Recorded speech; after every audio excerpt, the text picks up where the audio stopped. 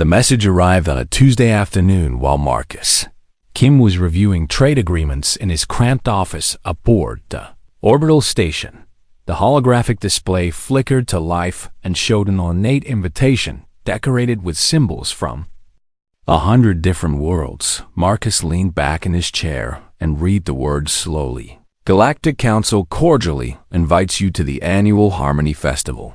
This year we celebrate the bonds between species and their companion animals. Please bring one creature that represents your world's relationship with the animal kingdom. The festival will take place aboard the Celestial Prism Station in 30 days. Marcus rubbed his tired eyes and smiled. He had been Earth's ambassador to Sector 7 for only 6 months. Most of that time had been spent in boring meetings about mining rights and trade routes. This was the first invitation that actually sounded interesting. He tapped the communication panel and opened a channel back to Earth.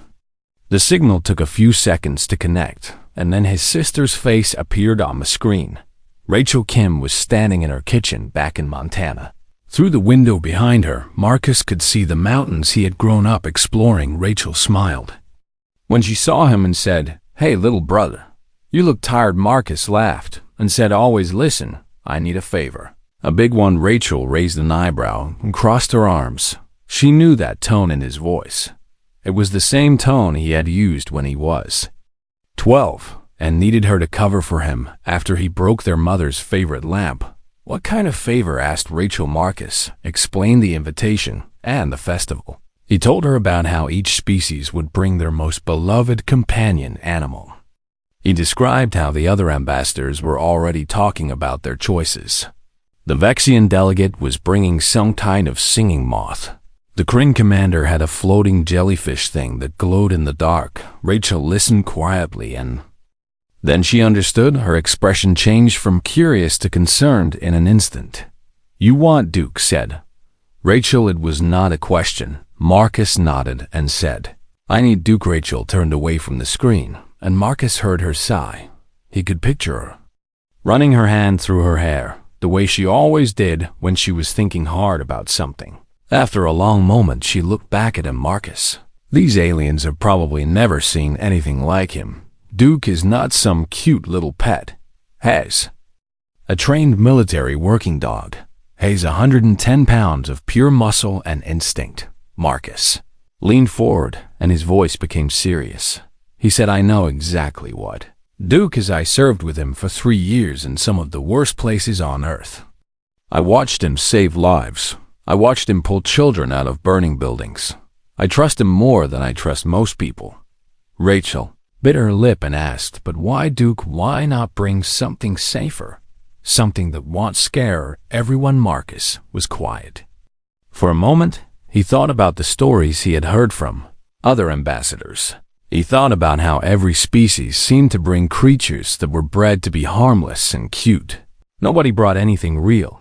Nobody brought anything that showed the true nature of their world. Finally, Marcus said, "Because they asked for honesty. They want to see who we really are. Humans don't just befriend the safe and the cute." Rachel, "We befriend wolves and turn them into companions. We take predators into our homes and make them family.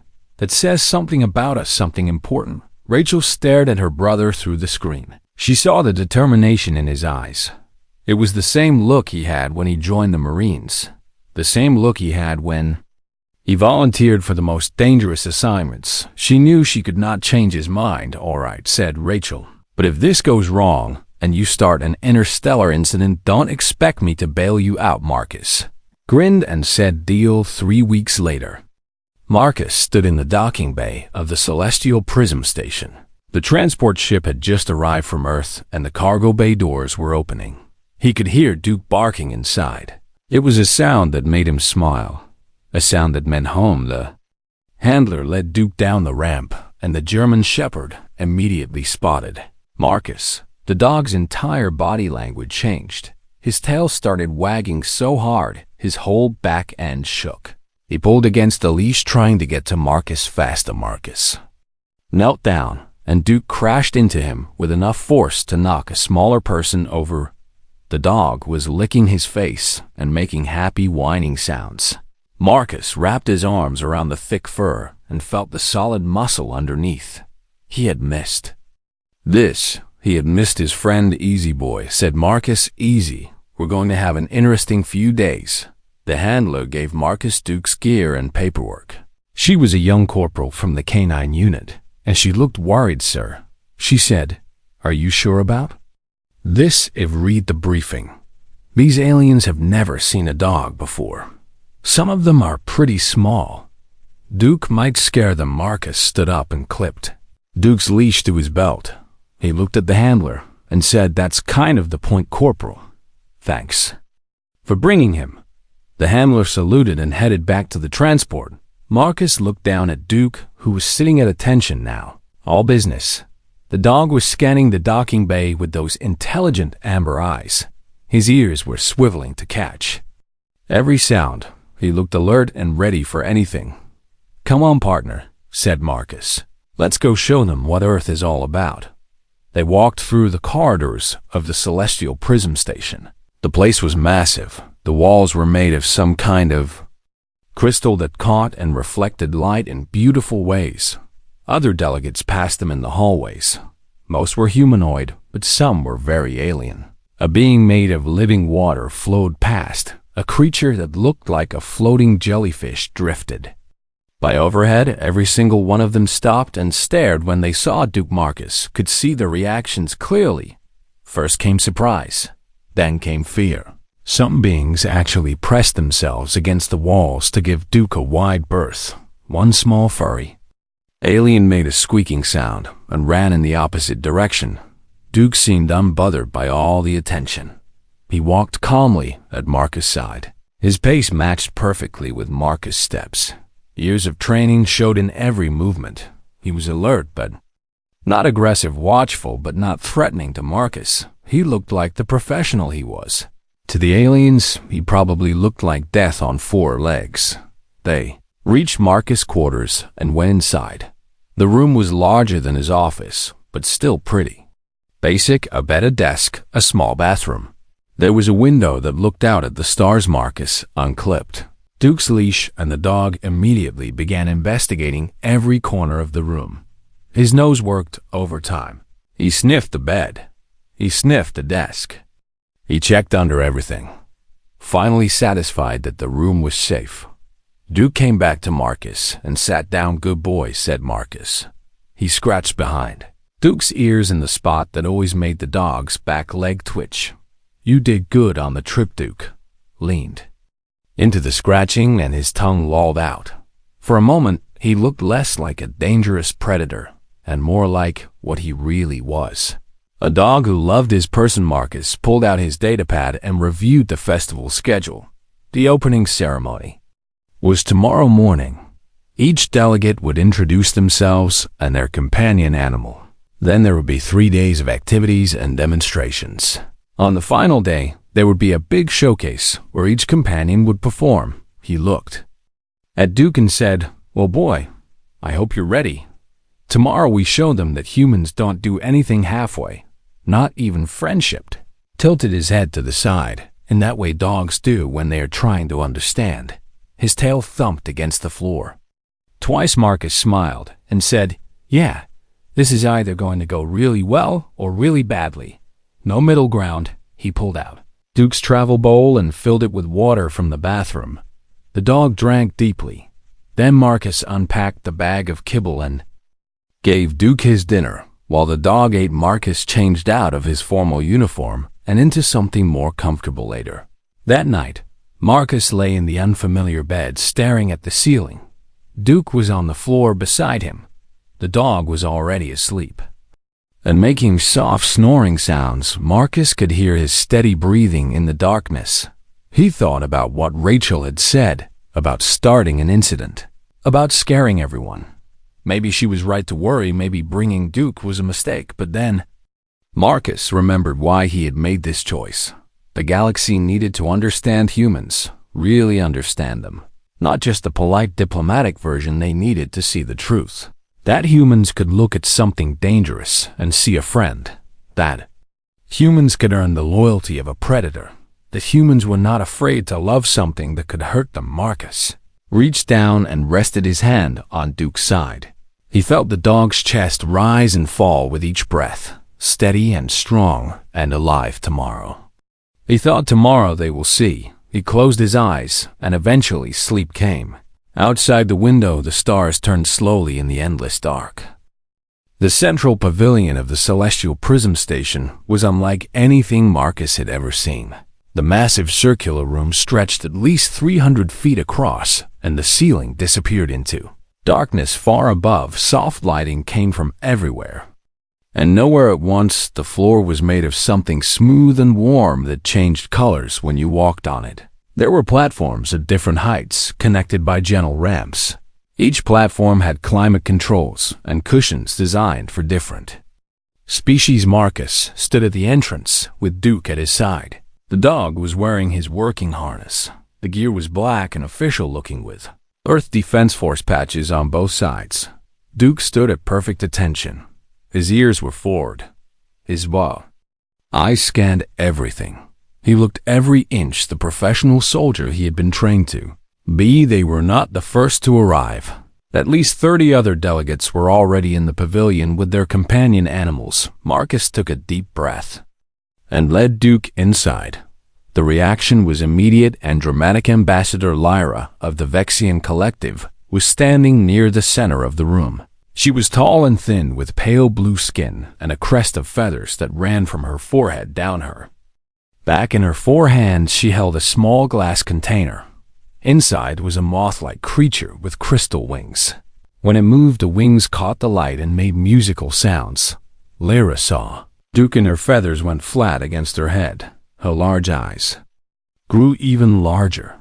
She made a hissing sound that Marcus had never heard before. Several other Vexians nearby also started hissing. Within seconds, they had all moved to the far side of the pavilion. Commander Thel of the Kryn Confederation stood on a raised platform. He was massive, nearly 7 feet tall, and covered in dark chitinous armor. His species looked like a cross between an insect and a bear. Beside him floated his companion animal. It was a jellyfish-like creature that pulsed with soft blue light. Thel saw Duke, and his mandibles clicked together rapidly. It was a sound of alarm. His 4 eyes focused on the German Shepherd and did not look away. His body language shifted into what Marcus recognized as a defensive posture. All around the pavilion, the same scene repeated. Small furry creatures retreated into their owner's arms. Floating wisps of light dimmed and hid behind their companions. One ambassador actually picked up her animal and ran out of the room entirely. Marcus felt Duke tense slightly beside him. The dog could sense the fear in the room. His training kept him calm, but Marcus knew his friend well enough to read the tiny signs of stress. The slight lowering of the ears, the tightness in his shoulders. Marcus placed his hand on Duke's head and said, "Easy. You're okay. They're just not used to you yet." A figure approached them slowly. It was Mediator Thren. He was the council official in charge of the festival. His species was hard to describe. He had a body that was mostly humanoid, but his skin was covered in small frills that could flatten or extend. Right now they were pressed tight against his body. A sign of nervousness in his kin, Thren stopped about 10 feet away. His eyes moved from Marcus to Duke and back again. When he spoke, his voice was carefully controlled, but Marcus could hear the strain in it. "Ambassador Kim, I must confess I am confused. The invitation clearly stated you were to bring a companion animal. This creature appears to be a predator." Marcus smiled and said, "This is Duke. He's a German Shepherd. On Earth, we call him man's best friend." Thren took a small step forward, and his frills relaxed just a tiny bit. He said, "I have studied Earth biology as part of my preparation for your species' admission to the Council. German Shepherds are listed as working animals primarily used for protection and military applications. They are descended from wolves, which are apex predators in your ecosystem." Marcus nodded and said, "That's all true." Duke was a military working dog. He served with me in combat zones. He's trained for search and rescue tracking and protection. Thren's frills went flat again. he said. Ambassador Kim, with all due respect, you have brought a weapon to a celebration of peaceful companionship. Look around you. The other delegates brought creatures that provide comfort and joy, creatures that sing or glow or produce calming pheromones. You have brought something designed to hunt and kill. Marcus looked around the pavilion at all the scared faces, all the hidden animals, all the delegates who had pressed themselves against the far walls. He understood their fear, but he also knew they were missing something important. He said, "Mediator Thren, can I ask you a question?" Thren nodded slowly. Marcus said, "What is the definition of a companion animal?" Thren seemed confused by the question. He said, "A companion animal is a creature that provides emotional support and friendship to its caretaker. It is an animal that has been domesticated to live peacefully alongside intelligent species." Marcus looked down at Duke and said, "Duke provides me with emotional support and friendship. He has been domesticated to live peacefully alongside humans. He fits your definition perfectly." "But," said Thren, "he is dangerous." Marcus met the mediator's eyes, and his voice was firm when he spoke. He said, "Yes, Duke is dangerous. He can track a scent across 50 miles. He can hear sounds I cannot. He can run faster than most humans. His bite force is over 200 pounds per square inch. In a fight, he could seriously hurt most beings in this room." The pavilion had gone completely silent. Everyone was listening now. Marcus continued and said, "But here is what you need to understand. Duke chooses not to hurt anyone every single day. He makes that choice. He has the capability for violence, but he uses it only when necessary, only to protect, only when someone he loves is in danger. That kind of self-control, that kind of discipline, is what makes him a good companion." Thren was quiet for a long moment. His frills began to lift slightly from his body. When he spoke, his voice was thoughtful. He said, "So, you are saying that danger controlled is more valuable than harmlessness?" Marcus shook his head and said, "No, I'm saying that trust earned from something dangerous is different than affection from something harmless. Duke could hurt me. He has the teeth and the strength, but he never would. Not in a million years. That bond, that trust is what makes our relationship special." A new voice spoke from across the pavilion. It was Ambassador Lyra. She had moved closer, though she still kept a good distance. Her crystal moth was still in its container, and she held it protectively against her chest. She said, "My people eliminated all large predators from our world 10,000 years ago. We believed it made us safer. But tell me, Ambassador Kim, does your Duke ever turn on humans? Does he ever attack without reason?" Marcus said, "No. German shepherds are incredibly loyal to their families. Duke would die before he let harm come to me or anyone I care about. That's not trained behavior. That's instinct. That's love." Lyra tilted her head to the side. Her feathers began to slowly rise from her head, a sign that she was interested rather than afraid. She said, "Love from a predator. What a strange concept." Marcus smiled and said, "Is it? Your moth there makes beautiful music. I bet you love it.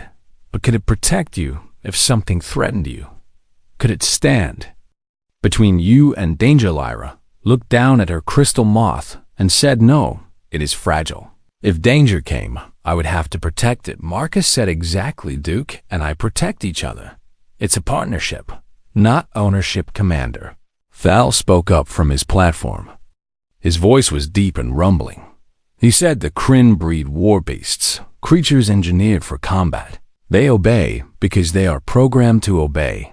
There is no choice involved." "Are you saying your Duke is different?" Marcus looked up at the massive commander and said, "Completely different. Duke obeys me because he wants to, because we trust each other. If I gave him a command that went against his instincts to protect me, he would refuse. He's not a machine.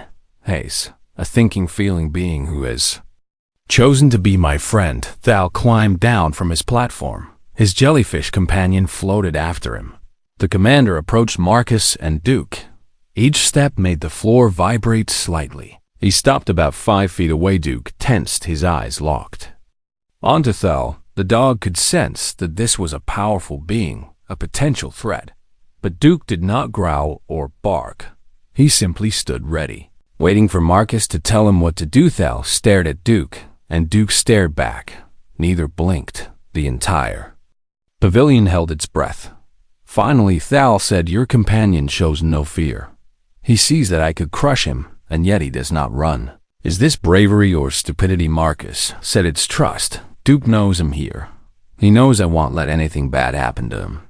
And he knows that if I am threatened, he will do everything in his power to keep me safe." That's the bond. Thal made a rumbling sound deep in his chest. In his species, it was a sound of approval. He said, "I begin to understand, Ambassador Kim. You humans do not choose easy friendships. You choose meaningful ones." Marcus felt some of the tension leave the room. Other delegates were starting to whisper among themselves. A few were moving closer to get a better look at Duke, a young ambassador from a species Marcus did not recognize, approached nervously. She was small and covered in soft fur. She said, "May I ask a question?" Marcus nodded and said, "Of course." She said, "How do you train such a creature? How do you teach a predator to be gentle?" Marcus knelt down beside Duke. He said, "You don't teach them to be gentle. You teach them to choose when to be gentle." Duke knows dozens of commands. He knows how to attack, but he also knows how to be soft. Watch. Marcus looked at Duke and said, "Duke, speak." Duke barked once. It was a sharp, commanding sound that echoed through the pavilion. Several delegates jumped. The young furry ambassador actually squeaked in fear. Then Marcus said, "Now show them gentle." The morning of the companionship showcase arrived with nervous energy filling the pavilion. Marcus had barely slept the night before. He kept running through what he would say and what he would show. Duke had sensed his stress and spent most of the night pressed against Marcus' side on the bed. The weight and warmth of his friend helped, but Marcus still felt the pressure. They arrived at the pavilion early. Duke needed time to adjust to the space, and Marcus wanted to watch the other presentations before his turn. The schedule had him going last. Mediator Thren had explained that this was because Marcus was the newest ambassador, but Marcus suspected it was also because Thren wanted to see if the other presentations would calm the crowds. Before they saw Duke perform, the showcase began with Ambassador Lyra and her crystal moth. She released it from its container, and it flew in graceful circles above the audience. Its wings caught the light and produced those beautiful musical notes. The moth responded to Lyra's gestures. When she raised her hand, it flew higher. When she lowered her hand, it descended. The performance was elegant and peaceful.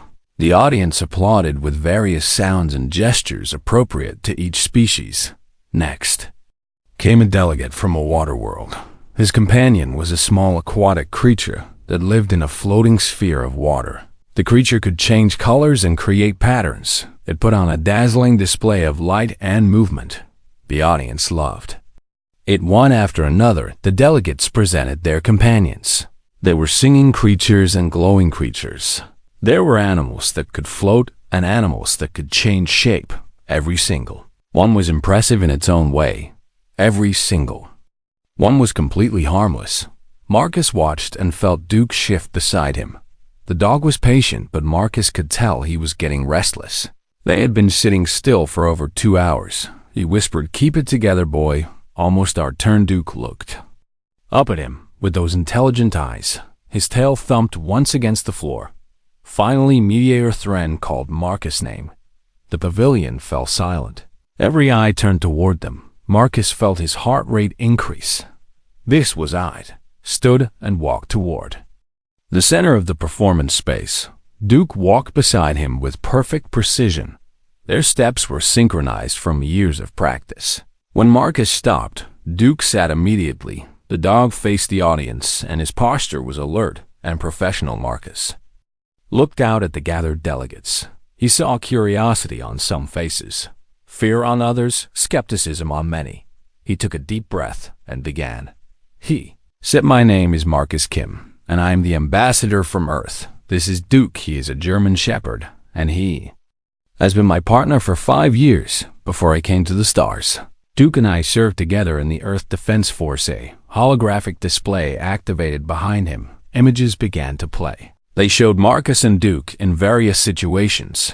There was footage of them in training, video of them working in disaster zones, pictures of Duke pulling a small child from a collapsed building, images of Marcus and Duke standing guard over refugees. Marcus continued and said the characteristics that you find frightening about Duke are the same characteristics that make him invaluable. His strength allows him to move debris that I cannot. His senses allow him to find people trapped in places I cannot reach. His speed allows him to respond to danger faster than any human. The images kept playing. Duke searching through rubble. Duke tracking a scent trail through a burned forest. Duke standing watch while Marcus treated injured civilians. Marcus said, but these physical traits are not what makes Duke my companion. Any strong animal could do these tasks. What makes Duke special is his heart, his loyalty, his choice to use his power to help rather than harm. He turned and looked at Duke. The dog was still sitting at attention, but his eyes followed Marcus' movement. Marcus said, Duke knows over 100 commands. He can track a person across 50 miles of wilderness. He has the strength and weapons to kill most beings in this room within seconds. Nervous rustling spread through the audience. Marcus held up a hand, said, but he will not. Not unless I am in immediate danger. Not unless someone I care about is being hurt. Because Duke understands something that took humans thousands of years to learn. True strength is knowing when not to use your power. Marcus walked back to Duke. He said, Duke speak. The bark that came out of Duke was loud and sharp. It echoed through the pavilion like a gunshot. Half the audience flinched. Several smaller companion animals hid behind their owners. The sound was aggressive and commanding. The sound of a predator warning away threats. The silence that followed was heavy. Marcus let it stretch for a few seconds. Then he said, now show them gentle. The change in Duke was instant and complete. He dropped to the ground and rolled onto his back. His tail wagged in big, sweeping motions. His tongue lolled out of his mouth. His eyes went soft and warm. He looked from Marcus to the audience with an expression of pure joy and friendliness. The contrast was stunning. Gasps and whispers spread through the crowd. Several delegates leaned forward to get a better look. Marcus knelt beside Duke and scratched his belly. He said, this is the real Duke. The warrior you heard in that bark is just one small part of who he is. Mostly he is this, a friend who loves unconditionally, a companion who asks for nothing but affection and purpose. Stood and Duke rolled back over. The dog sat up and looked at Marcus with complete attention. Marcus said, I am going to show you some of what Duke can do, but I want you to understand something. Every action he takes is a choice. He's not a machine following programming. He is a thinking, feeling being who has chosen to work with me. Marcus pulled a small ball from his pocket. He showed it to Duke. The dog's eyes locked onto the ball. His whole body tensed with excitement. His tail started wagging faster. Marcus said, Duke, wait. Duke froze. His eyes stayed on the ball, but he did not move a muscle. Marcus walked 20 feet away and placed the ball on the ground. He walked back to Duke. The dog had not moved. His eyes tracked Marcus' movements, but he remained perfectly still. Marcus said, this is discipline. Duke wants that ball more than almost anything, but he will wait until I give him permission. The audience watched in fascination. Seconds ticked by. Duke did not move. The tension was visible in his body. The desire was clear in his eyes, but he waited. Marcus let 15 seconds pass. Then he said, Duke, fetch. Duke exploded into motion. He ran to the ball and grabbed it in his mouth. He ran back to Marcus at full speed. The delegates could see the power in his movements, the speed, the grace, the deadly efficiency of a predator at full sprint. Duke skidded to a stop in front of Marcus and dropped the ball at his feet. He sat immediately and looked up at Marcus with pride. Marcus picked up the ball and said, good boy. He tossed the ball to a surprise commander. Thal. Duke turned to watch the ball but did not move from his position. Marcus said, Duke wants that ball. but Commander Thal is holding it. Duke could easily take it from him, but he will not, because I've not given him permission. This is trust. This is partnership. Oh, looked at the ball in his massive hand. He looked at Duke. Dog was staring at the ball with intense focus, but remained sitting. Thal said, "May I throw it?" Marcus nodded and said. Duke fetched. Thal threw the ball across the pavilion. Duke took off like a shot. He caught the ball in midair and brought it back to Thal. The commander looked amazed. Other delegates started asking if they could throw the ball for the next few minutes. Duke ran back and forth, retrieving for different ambassadors. Each time he brought the ball back and sat politely waiting for the next throw. The deadly predator was playing like a puppy. The mood in the pavilion shifted. Laughter and excited chatter replaced the earlier fear. Delegates who had been terrified were now calling for Duke to come to them.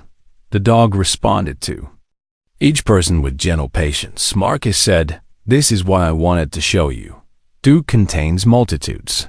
He can be fierce when needed, playful when appropriate, gentle with the weak, strong against threats. He is complex and intelligent and emotional.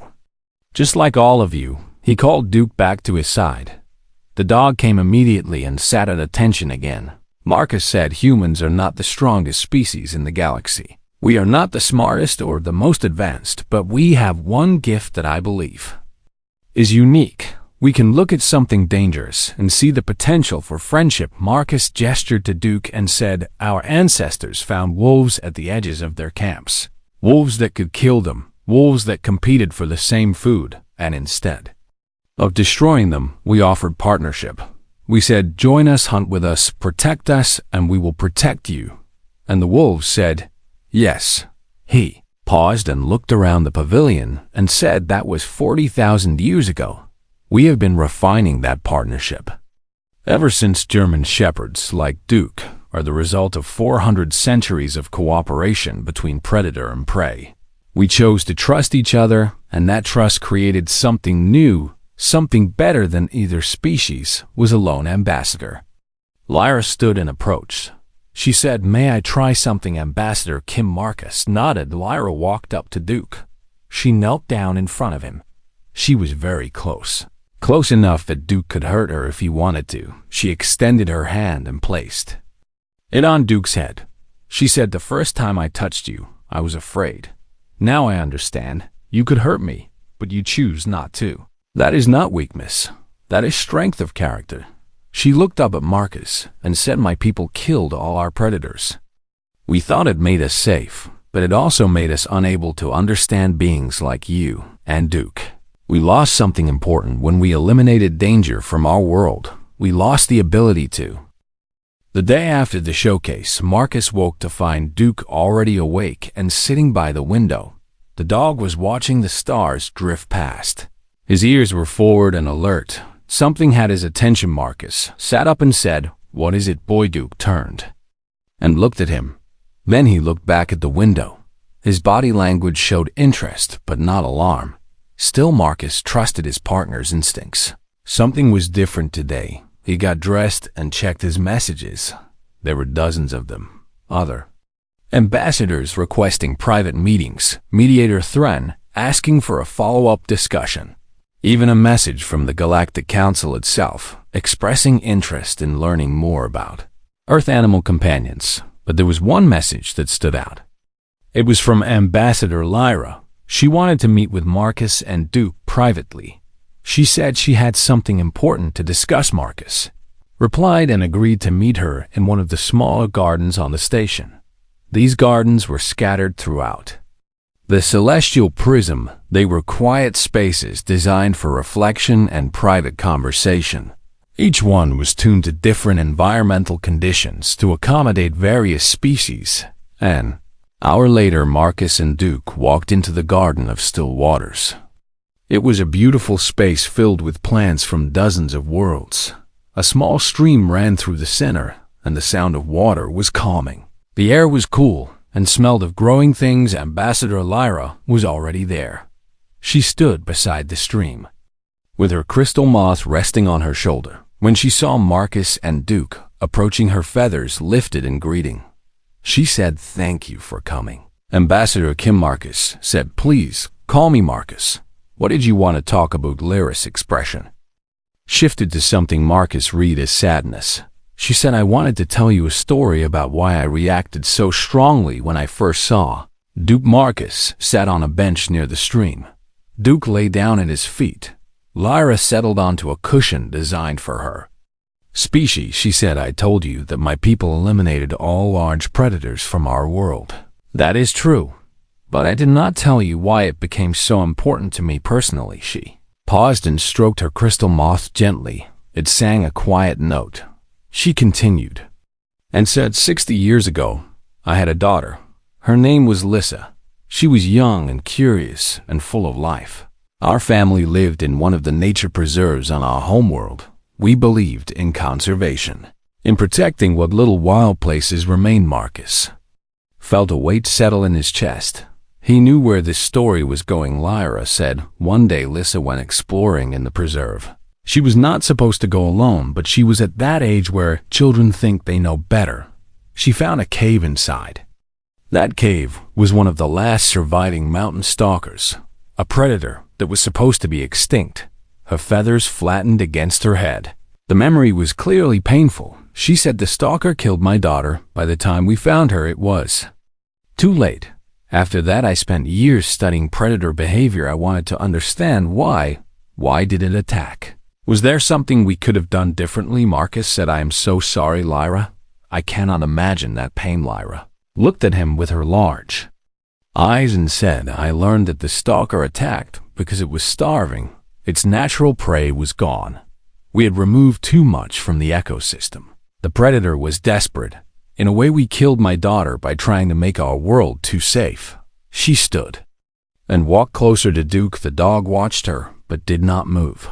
She said, "When I saw Duke yesterday, I saw the stalker, I saw the teeth and the power, I saw everything that took my daughter from me. But then I watched him. I watched how he controlled himself, how he chose gentleness, how he responded to your commands and your love." She knelt down in front of Duke and said, "The stalker that killed Lissa was alone and afraid and starving.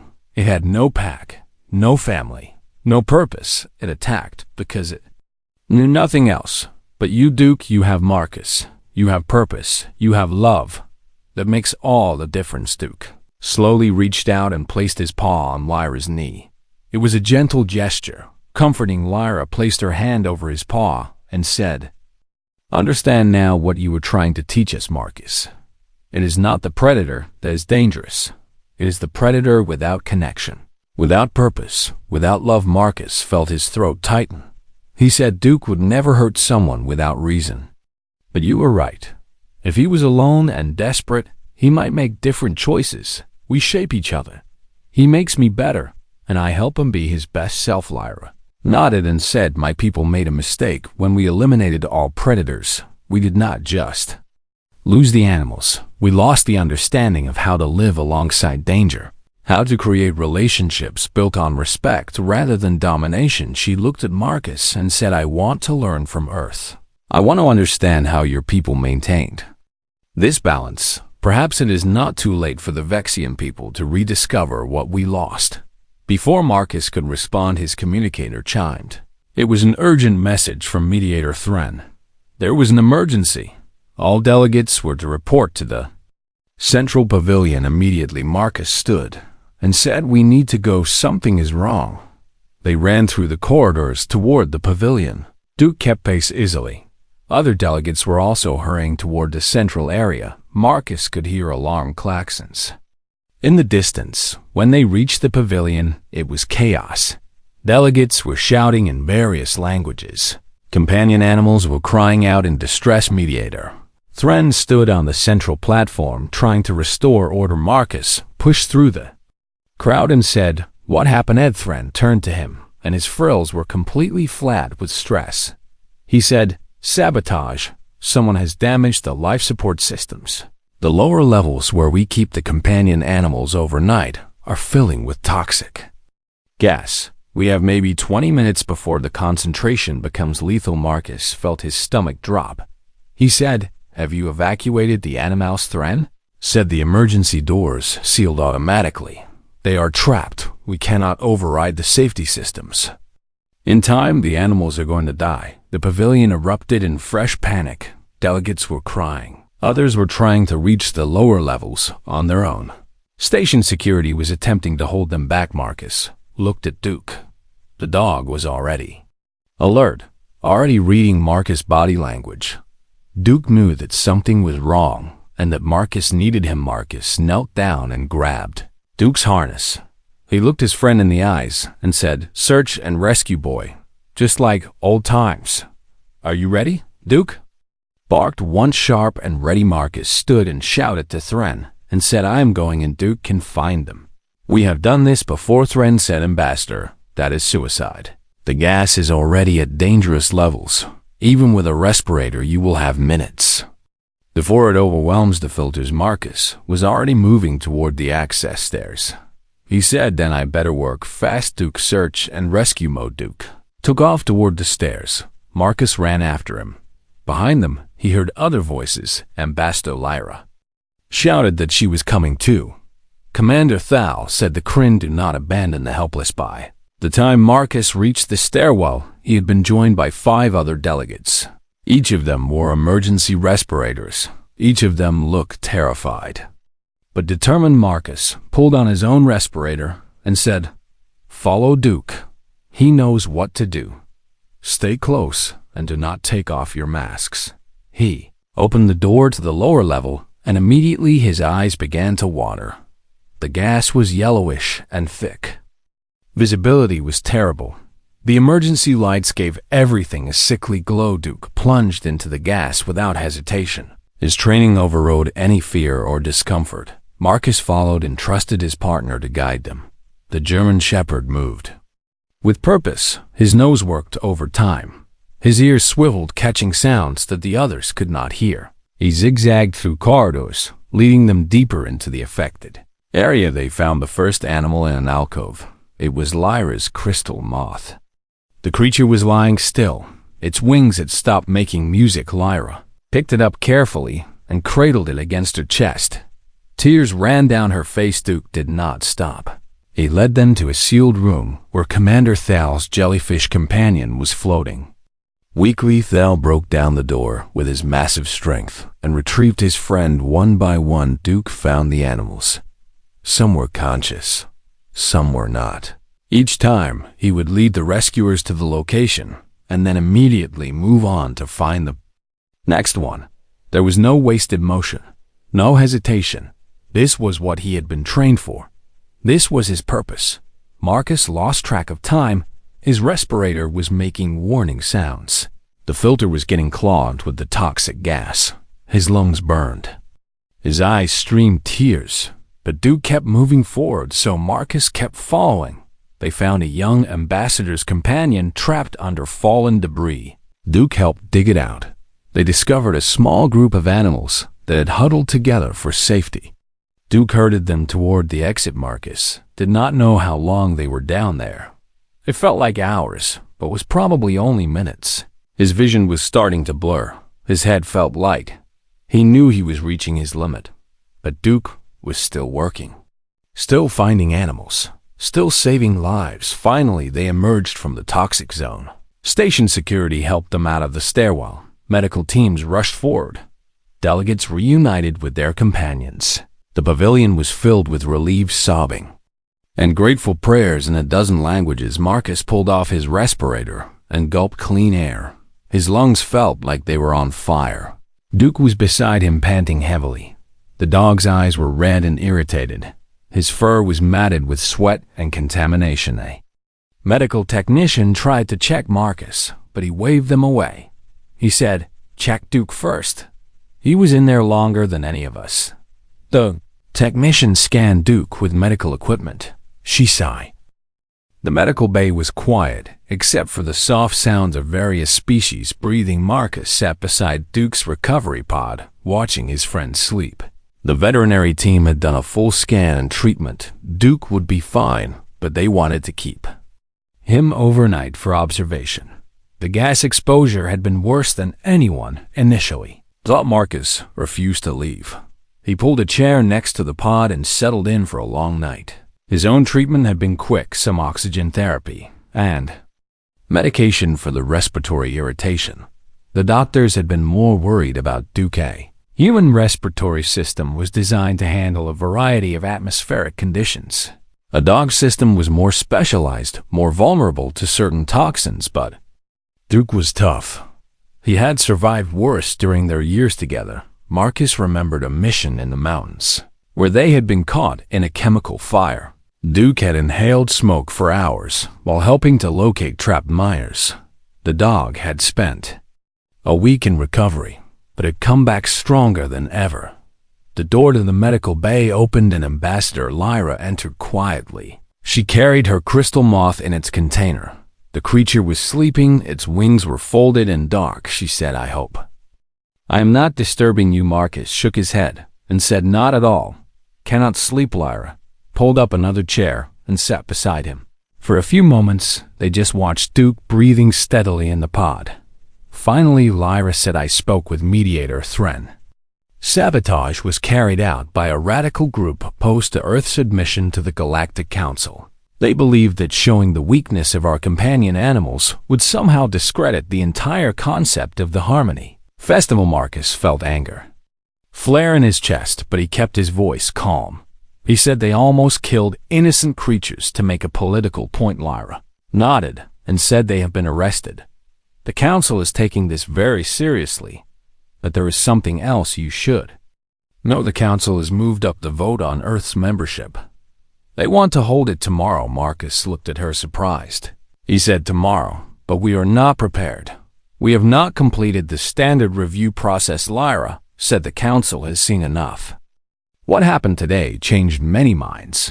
Duque changed many minds. There are delegates who came to this festival, convinced that humanity was too violent and unpredictable to join galactic civilization after watching Duque risk his life to save creatures he had never met. Those same delegates are now your strongest supporters. She reached over and placed her hand on Marcus' arm and said, "You showed us something important, Ambassador Kim. You showed us that courage and loyalty are not limited to any one species, that the bonds we form can transcend our biological programming, that choosing to help others, even at great personal cost, is what defines civilized behavior." Marcus said, "I just did what anyone would do." Lyra said, "No, that is where you are wrong. Most species would not have gone into that toxic zone. We have become risk-averse. We have optimized for safety and comfort. We have forgotten that sometimes meaningful action requires dangers." She looked at her sleeping moth and said, "My people eliminated all our predators because we were afraid. But in doing so, we lost something vital. We lost the understanding that life requires risk, that growth requires challenge, that love requires vulnerability." Marcus said, "So, what happens now?" Lyra said, "Now the galaxy decides if it is ready to learn from Earth, ready to embrace the idea that strength and gentleness can coexist, that predators can be partners, that danger controlled is more valuable than safety guaranteed." The door opened again, and Commander Thal entered. His massive frame barely fit through the doorway. He carried his jellyfish companion in a portable water sphere. He said, "Ambassador Kim, I wanted to check on Duque." Marcus gestured to the pod and said, "He is doing well. Should be released in the morning." Thal approached and looked down at the sleeping German shepherd. His expression was thoughtful. He said, "I have been thinking about what you said, about how the Kryn breed war beasts through genetic programming. We believed we were creating the perfect soldiers, obedient, powerful, fearless. But watching Duque today, I realized we were creating something hollow." He tapped the side of the water sphere, and his jellyfish companion pulsed with light. Thal continued and said, "This creature I brought to the festival was chosen because it is beautiful and calming, but it cannot do what Duque did today. It cannot make choices. It cannot sacrifice itself for others. It simply exists." Marcus said, "There is nothing wrong with that. Beauty and calm have value." Thal said, "Yes, but they are not enough. A civilization needs both. It needs the peaceful and the powerful. It needs those who create beauty and those who protect it. Your Duke showed us that these qualities do not have to be separate. The three of them sat in silence for a while. Other delegates came and went. Each one wanted to check on Duke. Each one wanted to thank Marcus again. Word had spread throughout the station about what happened. The human and his dog had become heroes. As the night wore on, more visitors arrived. Young Ambassador Kara from the Centauri delegation, wise Ambassador Voss from the ancient Trell Collective.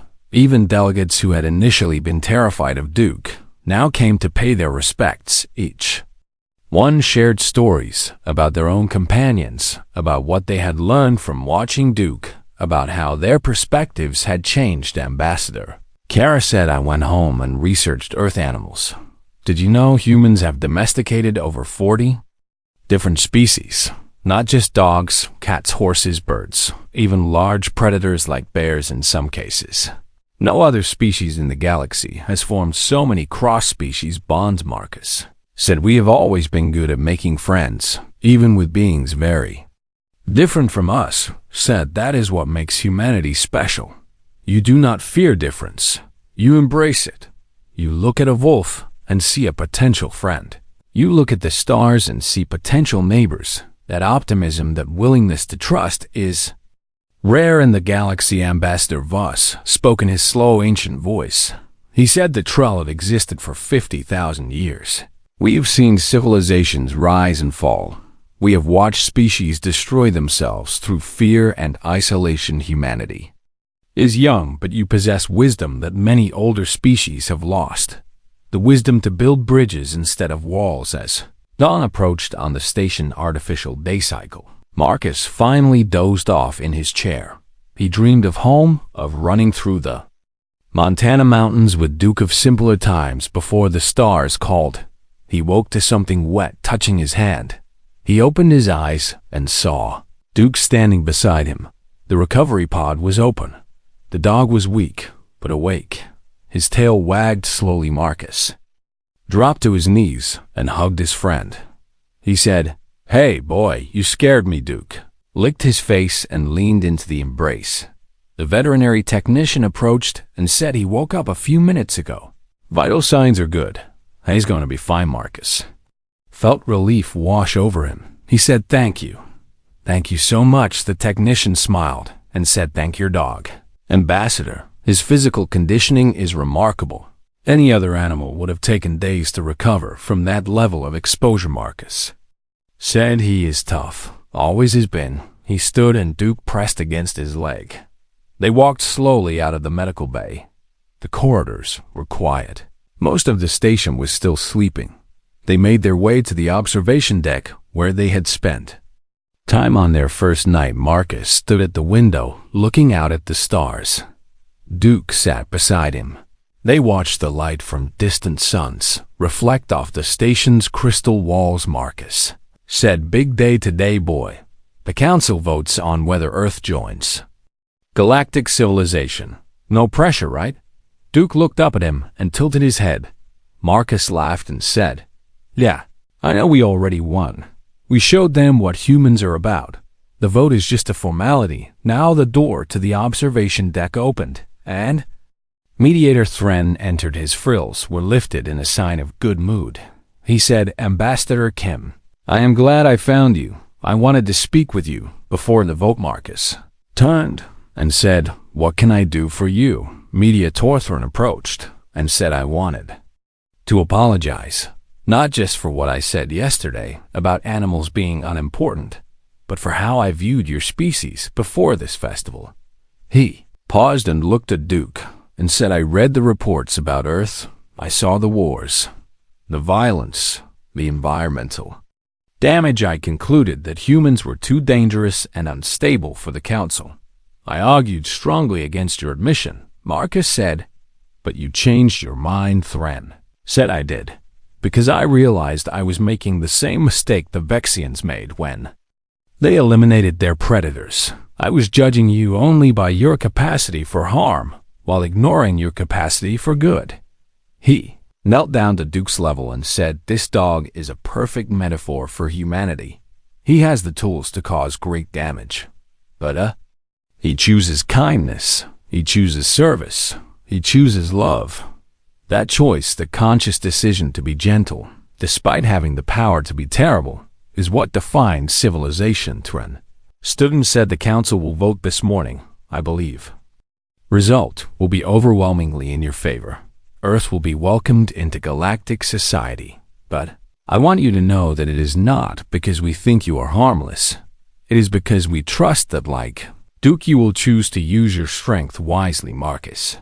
Felt emotion welling up. He said that means a lot, mediator, more than you know. Thren said there is one more thing. The council has decided to establish a new cultural exchange program.